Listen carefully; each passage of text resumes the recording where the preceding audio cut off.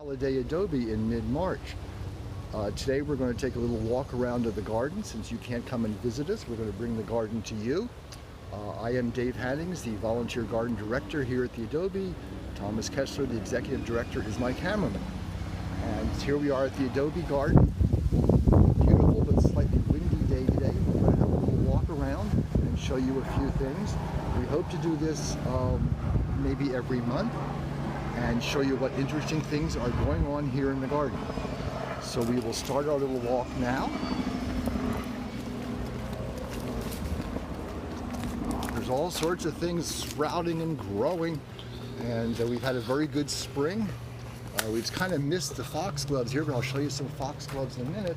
And we have all sorts of little things right here. We have some nice little Nigella plants. We have these sprouting up all over the garden. They're little annuals and they come back on their own, mostly in blue. Sometimes you see white or pink. This actually is was a Victorian favorite, and of course the garden and the Dallidets were sort of during the Victorian era. They actually collect the seeds and use them sometimes in cooking, and actually when Sandy made crackers for the soup tasting last year, she actually got Nigella seeds and put them on some of her crackers, and they were very tasty. So this year we're going to save more Nigella seeds. So proceeding down through the garden, all sorts of things sprouting and coming up. This is the Guatemalan mountain lobelia. Lobelia aguana. It's actually one of Sandy's favorite things, and it's kind of an amazing plant from mountain cloud forests in Guatemala, and blooms like almost all the time, and the hummingbirds just love it. So here we have more stuff. Up here on the right, we have some little red miniature gladiolas just coming into bloom. They'll probably be gone before the next time we have our little walk, but they're just coming into bloom now. Cute little miniature gladiolas. And then up here on the right, we have these salmon-colored foxgloves. We had a whole lot of foxgloves earlier, but it's kind of past their season. But these are just lasting well here. Foxgloves got its name. It's a British name. Theoretically, they claim that the flowers look like the fingers on a glove. I don't know about that. I have no idea what they have to do with foxes, but it's the genus digitalis, which is the heart drug. Some of you might have heard of this heart drug, digitalis. So if you eat small quantities, it's a stimulant, and like a lot of stimulants, if you eat too much, you get overexcited, and that's the end of you. An English doctor discovered this and its properties over 100 years ago, when he saw his horse eating some of this in the garden. Don't know why his horse was in the garden, but got him all excited.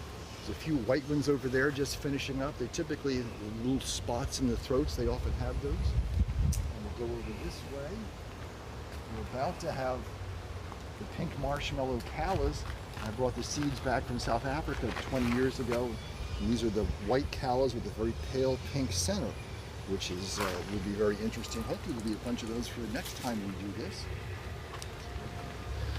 And then we're entering the rose garden. We're working on sort of making this back into a rose garden again. I've been planting a few rose bushes every year. We're a little bit past their spring peak here, and it's too bad we don't have smell-o-vision because they smell really good. These are not really old-fashioned roses. These are David Austin roses. He was a plant breeder in England who was breeding new roses to look like the old roses and actually function much better in the garden. Much fewer disease and pest problems, and they would bloom all summer. And he's got a whole lot of them now, and I picked out a lot of ones that are really fragrant and they're really nice.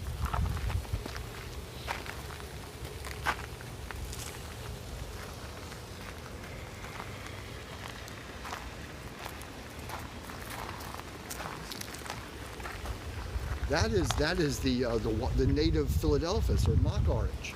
Also, again, too bad we don't have smell-o-vision. That thing is really nicely fragrant, full of white flowers this time of year, and grows in a little bit of shade. I can smell it from here. Too bad you can't.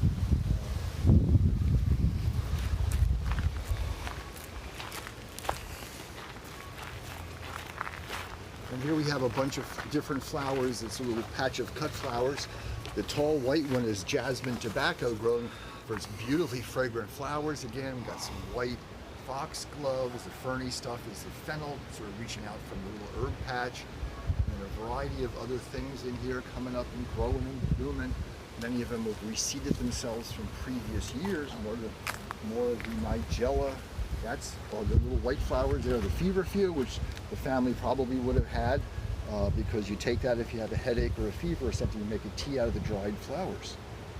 And there's all sorts of other stuff coming up in here. Oh, and then over here we have a sort of Victorian favorite. The Victorians were really into weird stuff. And this is a good example of weird stuff. This is the dragon arum, or the carrion flower. It smells like a dead skunk's been on the side of the road for 2 weeks. Pretty awful, nasty thing, and it's kind of, I don't know what to call it, pretty, strange looking, but it's weird and different, and that's the kind of stuff the Victorians liked, and the garden here would have been in its heyday during the Victorian period, late 1800s.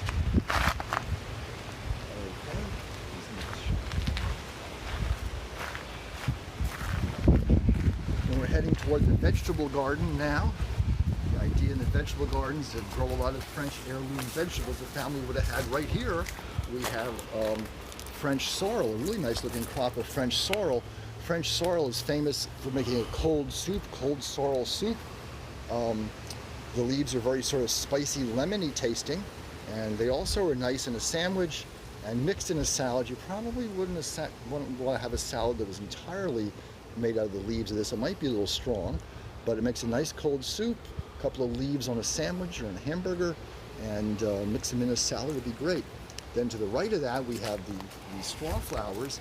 I had a few of these last year, and then this year they all came back from seed everywhere. The walks, the cracks and the bricks in the walk were full of them. And they actually had to pull out a whole lot. These are really neat. They make really nice cut flowers, and they have really good intense colors. And then you can dry the flowers, and they stay the exact same color as they are now. So that's very useful and interesting. And then over here, we're into the vegetable garden now. We've got a nice crop of onions coming along. More of those. We got red poppies here. We got red poppies here, and we got red poppies down the far end. Had a few of those last year, and they came back everywhere this year from seed. This is several different common names. The bread poppy in particular, because this is the poppy they use to put on poppy seed bread rolls or on bread, or use it in baking for making poppy seed cake or lemon poppy seed cake, which is really good. And then we have a whole variety of things. We got some leeks, two different kinds of heirloom leeks coming along. And I want to try something here.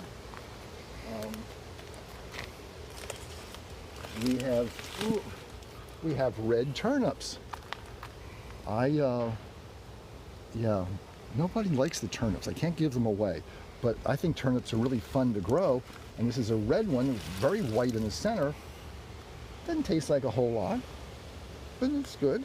It's interesting. It's kind of fun to grow. Then we have we have fennel, and we have the carrots are actually going to bloom. The garden's a little behind this year because we had a cool, wet spring, and then the whole place we all closed down, and don't know when we're going to reopen, so there's sort of no hurry to get things going, but things are going well. The big plants in the back are the cardoons, this is not the time of year you eat cardoon. You eat it in the winter. You eat the leaf stalks. And they sort of taste like artichokes. I tried them and wasn't too impressed. But you'll have to come back and see how all this stuff develops. So supposedly we can open the garden for your visit during stage 2. But of course, we have no idea when stage 2 is going to be. But we're hoping, this summer sometime. We've planted a whole lot of different weird tomatoes and squashes and pumpkins and peppers and beans and all sorts of things we can tempt you with. And hopefully in the fall, have some sort of an event where we can cook with those and invite you to come taste a lot of these things. So we're going to try to do this every month or so and show you what's going on. And until you can come back and see the place on your own, which we encourage you to do as soon as we're open. You all stay safe.